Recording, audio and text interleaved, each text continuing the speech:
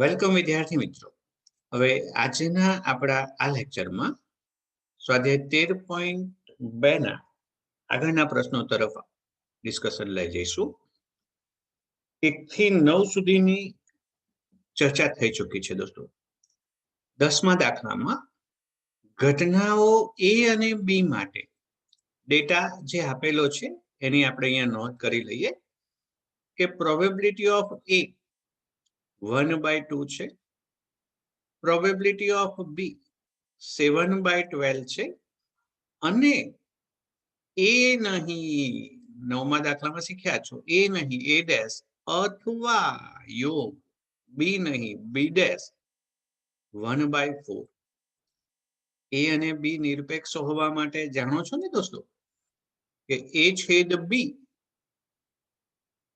Probability of A into probability of B check કરવાનું રહેશે, right?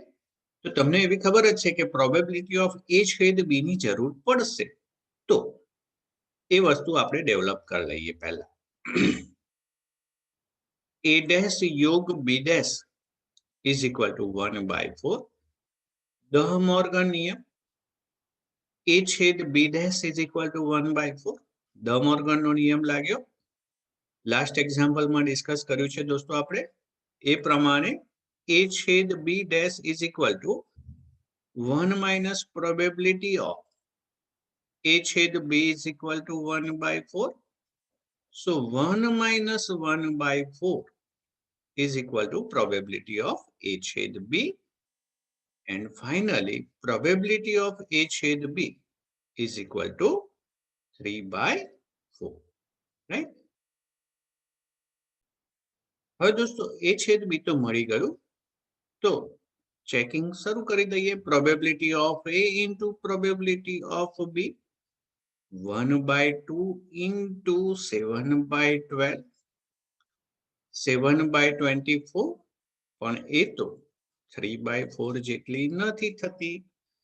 આમ કન્ક્લુઝન મતલબ ફાઇનલ કે P of A into P of B is not equal to A છેદ B.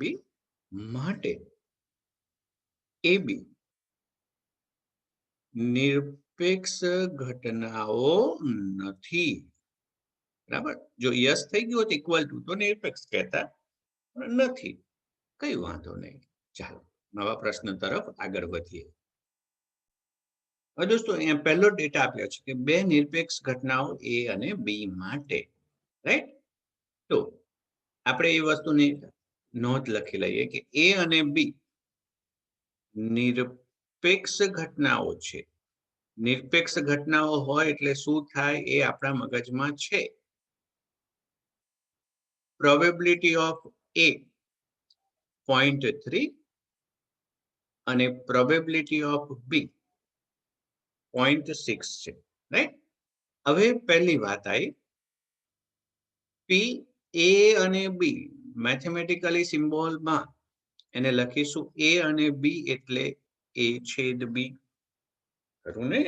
અને નિરપેક્ષ ઘટનાઓ હોવાથી PA ઇન્ટુ PB એટલે 0.3 ઇન્ટુ 0.6, 6 તરી 18, 2 પોઈન્ટ કપાસ એટલે 0.18.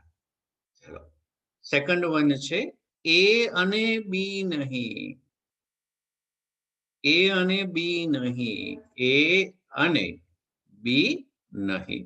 આ 11 સેન્સમાં આવી ગયેલી વાત છે દોસ્તો. A અને B નહીં, A છેદ B ડેશ, જેને આપણે 11 સાયન્સમાં શીખ્યા છે. જે ડેશ વગરનું છે એમાંથી છેદગણ બાદ કરવાનું, હે ને? એટલે A છેદ B બાદ થશે. પ્રોબેબિલિટી ઓફ A તમારી 0.3 એટલે કે 0.30 અને A છેદ B તમે હમણાં જ ગણીને બેઠા 0.18. 0.3 એટલે 0.30 માંથી 0.18 બાદ કરો તો 0.12 આન્સર આવશે. A અથવા B,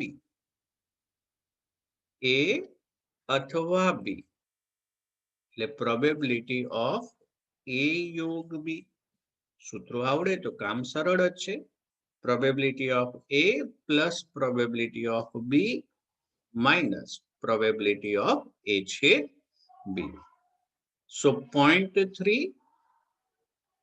0.6 અને માઇનસ 0.12. સો 0.9 માઇનસ 0.12. 0.90 માંથી 0.12 જવા દો દોસ્તો, 0.72 મળશે, રાઈટ. અને ફાઇનલી એ નહીં અને બી નહીં, એ નહીં અને બી નહીં. દ મોર્ગનનો નિયમ લગાવો એટલે એ યોગ બી ડેશ થશે, ખરું? એ યોગ બી ડેશ એટલે 1 માઇનસ પ્રોબેબિલિટી ઓફ એ યોગ બી. સો 1 માઇનસ એ યોગ બી તો તમે ગણીને બેઠા છો, 1 માઇનસ 0.72 એટલે 0.28. Okay, next question. હવે મિત્રો આ દાખલો એકથી વધુ રીતે સોલ્વ થશે. મેં તમને ટૂંકામાં ટૂંકી અને સરસ રીત શીખવાડી છે. એક પાસાને 3 વખત ફેંકવામાં આવે છે. અહીંયા ઘણા બધા મિત્રો કન્ફ્યુઝ થઈ જાય છે. પાસાને 3 વખત ફેંકે છે. પાસો ફેંકીએ દોસ્તો તો 1 2 3 4 5 6 આવે, બરાબર. ઓછામાં ઓછી એક વખત, ઓછામાં ઓછી એક વખત એટલે એક કે તેથી વધુ વખત અયુગ્મ સંખ્યા મળે પાસા પર અયુગ્મ. અયુગ્મ એટલે 1 3 5 એની સંભાવના શોધો, બરાબર. પાસાને 3 વાર ફેંકવામાં આવે છે. ઘટના એ પ્રથમ પ્રયત્ને અયુગ્મ સંખ્યા મળે, ઘટના બી બીજા પ્રયત્ને અયુગ્મ સંખ્યા મળે, ઘટના સી ત્રીજા પ્રયત્ને અયુગ્મ સંખ્યા મળે. દોસ્તો આ S 1 2 3 4 5 6 એમાં અયુગ્મ સંખ્યાઓ 3 નંગ છે અને કુલ 6 છે, એટલે દરેકની સંભાવના સમસંભાવિત થશે. 3/6 એટલે 1/2. પહેલામાં અને બીજામાં અને ત્રીજામાં એટલે નિરપેક્ષ હોવાથી, ઘટનાઓ નિરપેક્ષ હોવાથી PA into PB into PC 1/2 into 1/2 into 1/2 that is 1/8. આ ત્રણે ત્રણમાં મળે, બરાબર, પહેલામાં બીજામાં અને ત્રીજામાં. આપણો પ્રશ્ન તો શું છે? ઓછામાં ઓછી એક વખત, ઓછામાં ઓછી એક એટલે એક કે તેથી વધુ એટલે એક વાર, બે વાર, 3 વાર, બરાબર. તો એકમાંથી આપણે એને બાદ કરી દઈએ, એકમાંથી આ પ્રોબેબિલિટી બાદ કરી દઈએ. 1 માઇનસ પ્રોબેબિલિટી ઓફ A છેદ B છેદ C. So 1 minus 1/8 that is 7/. Okay, next question તરફ આગળ વધીએ દોસ્તો.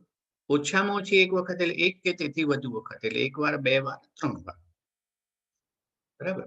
શૂન્યવાળી વાત કટ કરી દેવાની, ખરું ને? એટલે એકમાંથી એને બાદ કરી લો.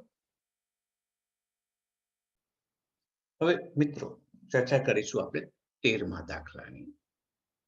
એક ખોખામાં 10 કાળા રંગના અને 8 લાલ રંગના દડા છે. કુલ 18 દડા થયા. 10 કાળા રંગના અને 8 લાલ રંગના છે. તે ખોખામાંથી 2 દડા યાદચ્છિક રીતે પુરવણી સહિત, બહુ ઇમ્પોર્ટન્ટ વર્ડ છે દોસ્તો, પુરવણી સહિત એટલે શું? જે દડો પસંદ થયો પાછો જતો રહેશે, એટલે કુલ સંખ્યામાં ઘટાડો નહીં થાય તમારો. કુલ સંખ્યામાં ઘટાડો નહીં થાય, કારણ કે પસંદગી થયેલ દડો નોંધ કરીશું, જોઈએ, એની નોંધ કરી લઈએ અને પાછો ખોખામાં મૂકી દઈએ. એને પુરવણી સહિત કહેવાય. બીજી વસ્તુ ધ્યાન રાખજો, પુરવણી સહિતની પસંદગી હોવાથી એ નિરપેક્ષ થશે, હે ને? પુરવણી સહિતની પસંદગી હોવાથી નિરપેક્ષ થશે, આ ધ્યાન રાખજો. હવે બંને દડા લાલ રંગના પસંદ થાય. બંને દડા તો ઘટનાઓ 2 છે. એક લાલ રંગનો દડો પસંદ થાય, બીજો કાળા રંગનો દડો પસંદ થાય. તો ઘટના A લાલ દડો પસંદ થવાની ઘટના, બી કાળો દડો પસંદ થવાની ઘટના, બરાબર. લાલ દડા 8 છે, કુલ તમારા 18 દડા છે. તો એક દડો લાલ રંગમાંથી જ પસંદ થાય. યસ, બિલકુલ. લાલ રંગના દડાને પસંદ કરવો હોય તો લાલ રંગમાંથી જ સિલેક્શન કરવું પડે. એટલે 8 માંથી 1, 18 માંથી 1 એટલે 8/18. 4 દુ 8, 9 દુ 18 એટલે 4/9.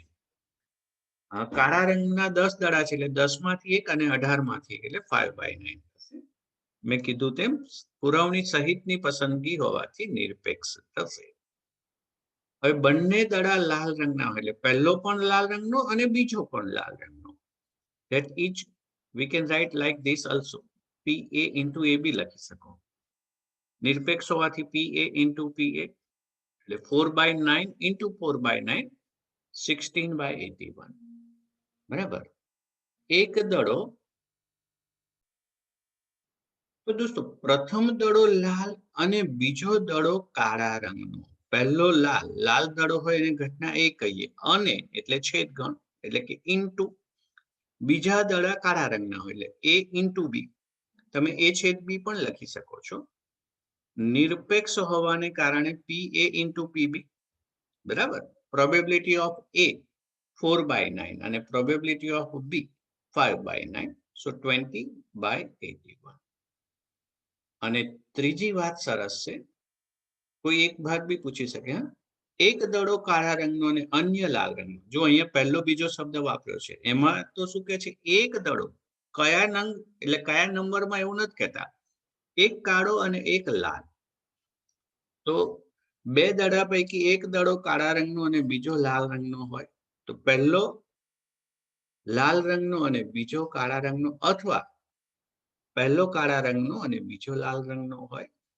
નિરપેક્ષ હોવાને કારણે PA ઇન્ટુ PB. બરાબર. PB ઇન્ટુ PA વેલ્યુ મૂકો અને સાદું રૂપ આપો. બરાબર. સિદ્ધાંત બિલકુલ ક્લિયર છે તો દાખલાઓ મજા આવશે દોસ્તો. મોસ્ટ IMP 14નો દાખલો દોસ્તો. A અને B બે વિદ્યાર્થીઓ છે. એક ચોક્કસ સવાલને સ્વતંત્ર રીતે ઉકેલે. સ્વતંત્ર એટલે ચોરી નથી કરતા, એકબીજામાં ડિપેન્ડન્ટ નથી, એકનો આધાર બીજા પર નથી. એ સોલ્વ કરે તો જ બી સોલ્વ કરે કે બી સોલ્વ કરે તો જ એ સોલ્વ કરે એવું નથી ભાઈ. હે સ્વતંત્ર રીતે બંને પૂરી નિષ્ઠાથી સોલ્વ કર્યા છે. કોઈ કોપી વાળી વાત નથી એમાં. તો એની સંભાવના 1/2. એ વિદ્યાર્થી પ્રશ્ન સોલ્વ કરે 1/2 અને બી વિદ્યાર્થી સોલ્વ કરે એની સંભાવના 1/3 છે.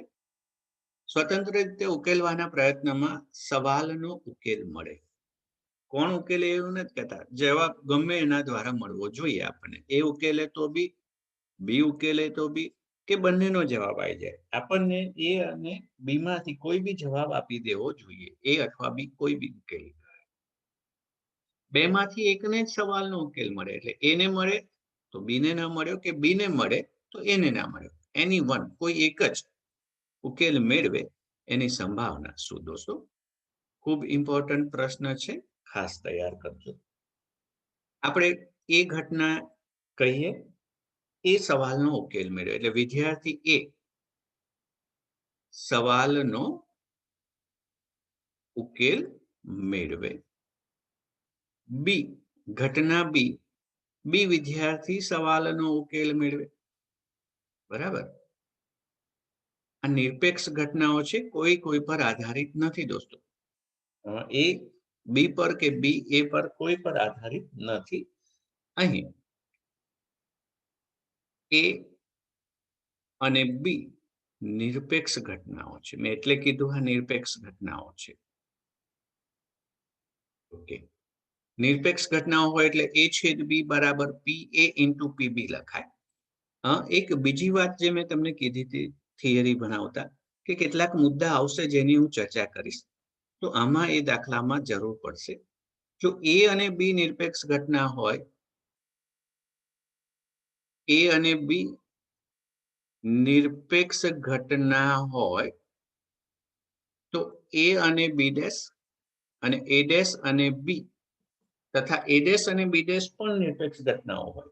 હા, યાદ રાખજો આ પરિણામ છે કે એ અને બી નિરપેક્ષ ઘટના છે. એ અને બી ડેશ, એ ડેશ અને બી, એ ડેશ અને બી ડેશ પણ જે મેં અહીંયા નથી લખ્યું, ચાલો લખી લો. એ લોકો પણ નિરપેક્ષ ઘટનાઓ હોય એ પરિણામ છે. એ અને બી નિરપેક્ષ ઘટનાઓ હોવાને કારણે by definition, probability of A छेद B is equal to probability of A into probability of B. એની સંભાવના 1/2 છે, B ની સંભાવના 1/3 છે. તો A છેદ B 1/6 મળશે. આ તો તમારી પાસે ડેટા છે જ, જે અહીં આપણે એની નોંધ પણ કરી લીધી. હવે દોસ્તો પહેલો આન્સર, સવાલનો ઉકેલ મળે. કોણ ઉકેલે છે એમાં આપણે ન પડવું, મને જવાબ મળી જવો જોઈએ. એ ઉકેલે અથવા બી ઉકેલે કે બંને ઉકેલે, તો એને કહેવાય એ યોગ બી. સૂત્ર લગાવો, probability of A plus probability of B minus probability of A છેદ બી.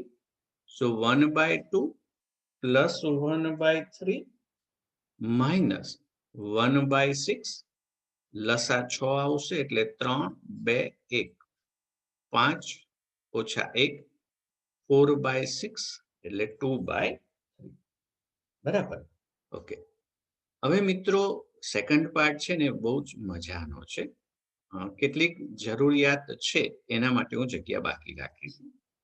હવે શું કહે છે, બેમાંથી એકને જ સવાલનો ઉકેલ મળે.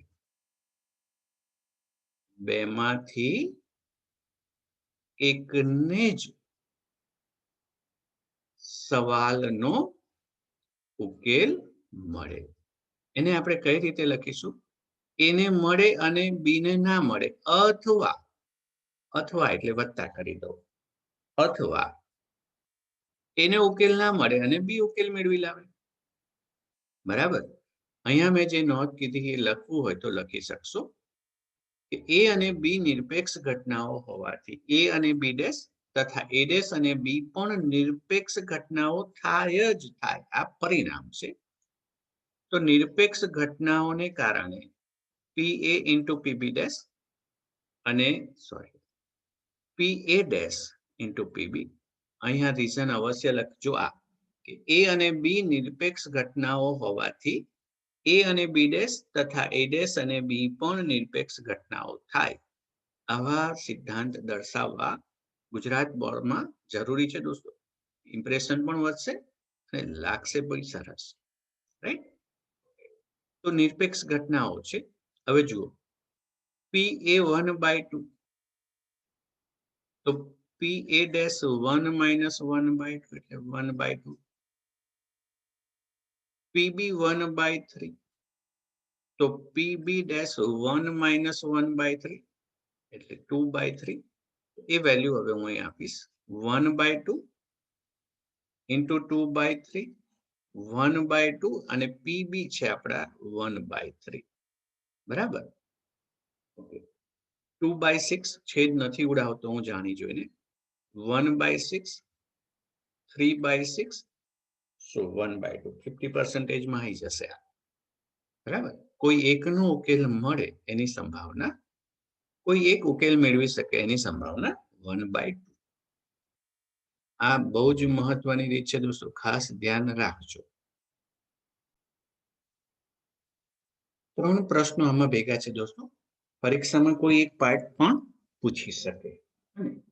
સારી રીતે ચીપેલા 52 પત્તાની થૂકડીમાંથી એક પત્તું યાદચ્છિક રીતે પસંદ કરવામાં આવે છે. 52 પત્તામાંથી એક પત્તું પસંદ કરવાનું છે. તો નીચેના કયા કિસ્સામાં ઘટનાઓ ઈ અને એફ નિરપેક્ષ છે? આટલામાં તમને ખબર પડવી જોઈએ કે નિરપેક્ષ માટે શું, તો કે probability of E into probability of F બરાબર પ્રોબેબિલિટી ઓફ ઈ છેદ એફ. બસ, બાકી સંભાવના તો 11માં આવડે જ છે તમને. કોમન વાતો પહેલા લખી રાખી છે મેં કે 52 પત્તામાંથી એક પત્તું યાદચ્છિક રીતે પસંદ કરવાના પ્રકાર. 52C1, 52 માંથી એક પત્તું. 52C1 that is 52, એટલે નિદર્શાવકાશના કુલ ઘટક 52 થાય. પહેલો પાર્ટ, પસંદ કરેલ પત્તું કાળીનું, દોસ્તો કાળીનું કીધું.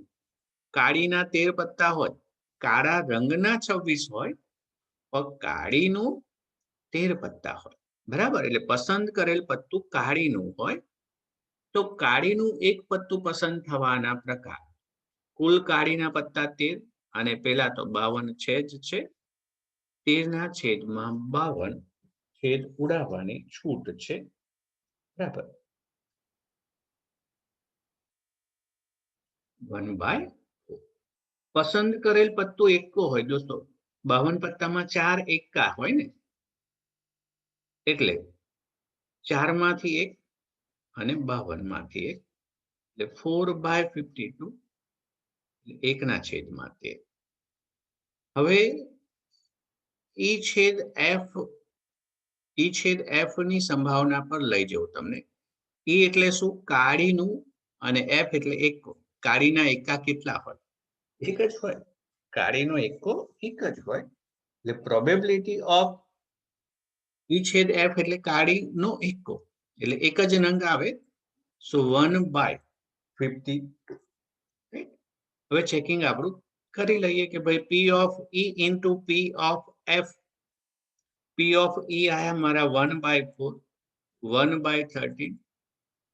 યસ, 1/52 ઇઝ ઈ છેદ એફ. માટે ઈ અને એફ નિરપેક્ષ ઘટનાઓ છે. Surely we can say. આવી જ રીતે હવે તમારે સેકન્ડ પાર્ટ પર આવવાનું કે ભાઈ પસંદ કરેલ પત્તું કાળા રંગનું છે. બરાબર. એ તો અહીંયા આપણે સંભાવનામાં સોલ્વ કરીને બેઠા છે. કાળા રંગનું પત્તું હોય તો, સોરી, અહીંયા તો કાળીનું કીધું છે. જ્યારે અહીંયા છે કાળા રંગનું અને પસંદ કરેલ પત્તું રાજા છે. બરાબર. ચાલો સેકન્ડ પાર્ટ. તો સેકન્ડ પાર્ટમાં ઘટના ઈ, રંગ બોલ્યા છે દોસ્તો, કાળા રંગનું પત્તું હોય. હવે કાળા રંગમાં તો 26 નંગ આવે. કાળા રંગમાં 26 નંગ આવે અને કુલ 52, એટલે 1/2. અને એફ પત્તું રાજા હોય. કેટમાં 4 રાજા હોય ને, એટલે એની સંભાવના આવશે 4/52. 13 ચોક 52, એટલે એકના છેદમાં 13. હવે મિત્રો તમારે જાણવું પડશે ઈ છેદ એફ કાળા રંગની વાત છે અને રાજા, તો બે આવશે. એક કાળીનો રાજા અને બીજો ફુલ્લી કે ફલ્લઈનો રાજા. બરાબર. ફુલ્લીનો રાજા અલગ અલગ વિસ્તારમાં અલગ અલગ નામ બોલે. કોઈ ફુલ્લી કે, કોઈ ફલ્લઈ કે, અન્ય પણ નામો હોઈ શકે. તો નંગ બે થયા ને મિત્રો આ વાતો. એટલે ઈ છેદ એફ એની સંભાવના 2/52 થશે. બરાબર. 2/52. છેદ ઉડાડી દો તો 26/52. હવે જુઓ દોસ્તો, probability of E into probability of F. એની સંભાવના 1/2, એકના છેદમાં 26 આવી ગયા. બરોબર ને? આવી ગયા એકના છેદમાં 26, જે પ્રોબેબિલિટી ઓફ ઈ છેદ એફ જેટલા છે. એટલે અહીંયા પણ ઈ અને એફ એ નિરપેક્ષ ઘટનાઓ છે. હવે પસંદ કરેલ પત્તું રાજા અથવા રાણી હોય. બરાબર. પસંદ કરેલ પત્તું રાજા, 4 રાજા અને 4 રાણી, એમાંનું કોઈ એક, એટલે 8/52 આવશે. છેદ ઉડાઈ દેજો. પત્તું રાણી અથવા ગુલામ હોય, એ બી 8/52 અને છેદગણ લેશો દોસ્તો. પસંદ કરેલ પત્તું રાજા અથવા રાણી હોય અને અહીંયા રાણી અથવા ગુલામ હોય, એટલે રાણી વાળા પત્તા તમારા છેદગણમાં આવશે. એ 4 નંગ થશે. એટલે એની સંભાવના 4/52. બસ બાકીનું કામ હવે હું તમારા માટે આપું છું. નિરપેક્ષ છે કે કેમ તમારે જવાબમાં આપવાનું યસ નો.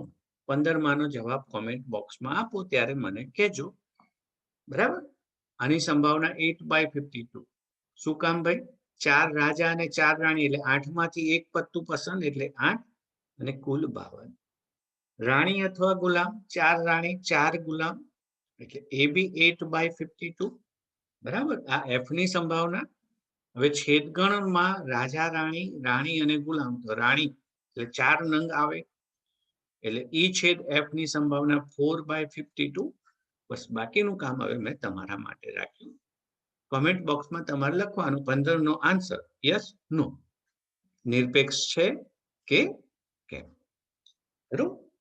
તો હું ઈચ્છું છું દોસ્તો કે આ વસ્તુઓને ખૂબ સરળતાથી તમે ગણી શકતા હોવા જોઈએ. ઓકે. હવે એક નવા પ્રશ્ન તરફ જઈએ જેમાં પર્સન્ટેજમાં ડેટા આપેલો છે. ઓકે વિદ્યાર્થી મિત્રો મારા, 16મા દાખલામાં એટલું સિમ્પલ વસ્તુ છે પણ રકમ એવી લાગે કે જેથી આપણને એવું થાય ખૂબ અઘરો પ્રશ્ન હશે. એવું નથી. એક છાત્રાલયમાં 60% ટકા હંમેશા 100 પર ગણાય.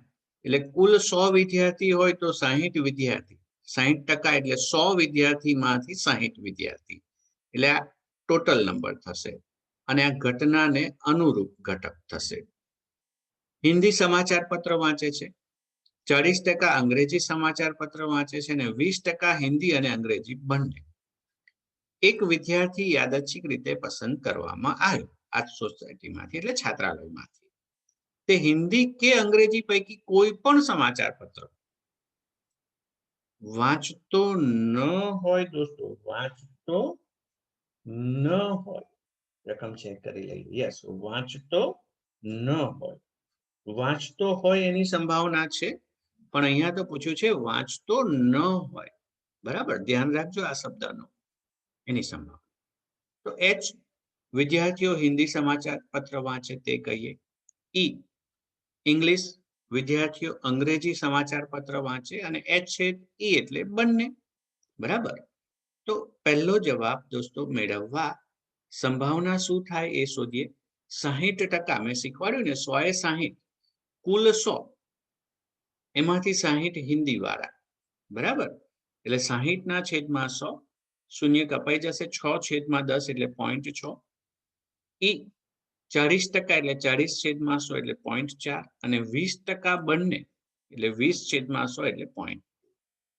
હવે હિન્દી કે અંગ્રેજી કોઈ પણ એક સમાચાર પત્ર વાંચતો ન હોય તો પહેલા વાંચતો હોય એ શોધી કાઢો. હિન્દી અથવા અંગ્રેજી વાંચતો હોય, હિન્દી અથવા અંગ્રેજી, હિન્દી વાંચતો હોય અથવા, બરાબર.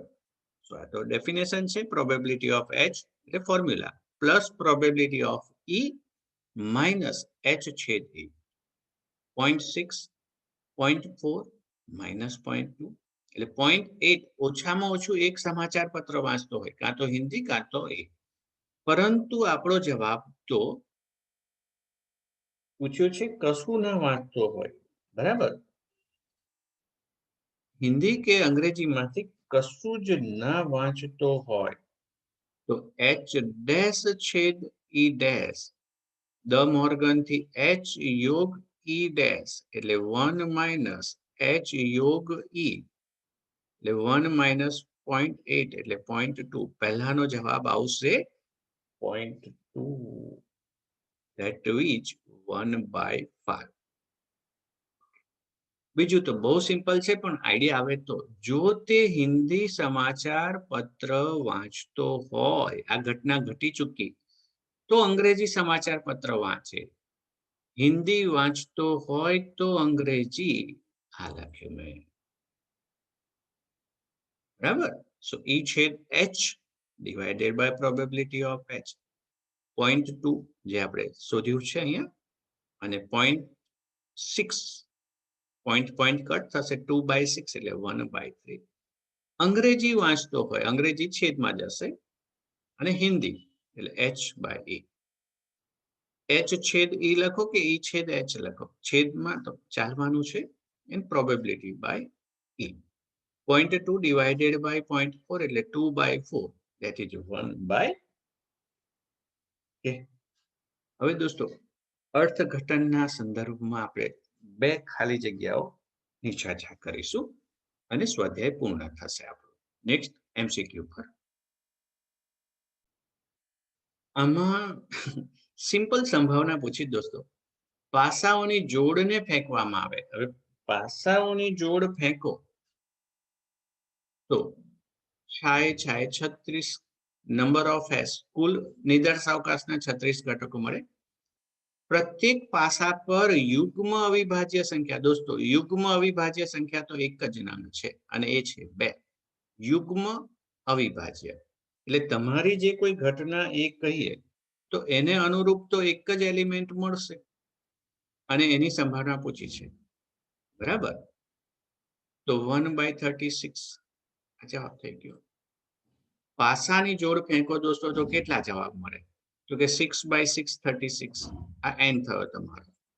અને ઘટનાને અનુરૂપ યુગ્મ અવિભાજ્ય સંખ્યા પ્રત્યેક પર, પહેલા પર અને બીજા પર એવું તો એક જ એલિમેન્ટ મળે એટલે 1/36.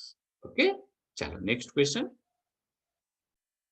હવે મિત્રો આમાં એ વિકલ્પથી તો તમે કશું નહીં કહી શકો. એ અને બી પરસ્પર નિવારક છે એટલે નિરપેક્ષ છે એવું તો શ્યોરલી નહીં કહી શકો. પરંતુ બીજા વિકલ્પનું ચેકિંગ કરીએ આપણે. a dash into b dash that is 1 minus p of a 1 minus p of b, right? તો દોસ્તો આ a dash છેદ b dash થયો કહેવાય. તો a dash છેદ b dash થોડું MCQ છે, બહુ બધા સ્ટેપ અંદર ના લખીએ આપણે. આને સમાનાર્થી આવું લખાય, દ મોર્ગન થી આવું લખાય, બિલકુલ લખાય. તો 1 minus probability of a યોગ b લખાય, તો એવું લખી દીધું. So from this we can say 1 minus probability of a યોગ b 1 minus pb minus pa plus pa into pb. 1 1 તમારા કેન્સલ થઈ ગયા, બરાબર? 1 1 તમારા કેન્સલ થઈ ગયા. અને આ બે નેગેટિવ ટર્મ્સ છે એ હું આ મારી તરફ લઈ આવું એટલે કે probability of a plus probability of b minus probability of a યોગ b બરાબર pa into pb. but you know this is probability of a યોગ b બરાબર આ સૂત્ર જાણતા હતા તમે, pa plus pb minus pa છેદ b. અને અહીં લઈ આવ્યા, સામે અહીં જતું રહ્યું. તો આનો જવાબ થશે a છેદ b is equal to pa into pb. Yes, condition બિલકુલ સેટિસ્ફાઈ થઈ ગઈ. તો આને હું નિરપેક્ષ અવશ્ય કહી શકું એટલે બી વિકલ્પ એ જવાબ છે. ક્લિયર? હવે એકવાર શીખી ચૂક્યા દોસ્તો, બેથી ખાલી જગ્યા આવે તમારે મગજ ચલાવવાની જરૂર જ નથી. a dash into B dash ને બદલે આવું લખે તો બી તમને આઈડિયા આવવો જોઈએ ને. એવા નાના ફેરફાર સંભવી શકે છે, બરાબર? હવે આપણું પુનરાવર્તનનું કામ થશે, કારણ કે અત્યારના આ જે લેક્ચર્સ છે એ ગુજરાત બોર્ડ દ્વારા જે કોર્સ કટ થયો છે એ જ હું આમાં ડિસ્કસ કરું છું. બાકીના અલગ લેક્ચર્સ આવશે, એમાં આપણે ચર્ચા કરીશું બીજા મુદ્દાઓની, બરાબર? તો મળીએ છીએ નવા લેક્ચરમાં.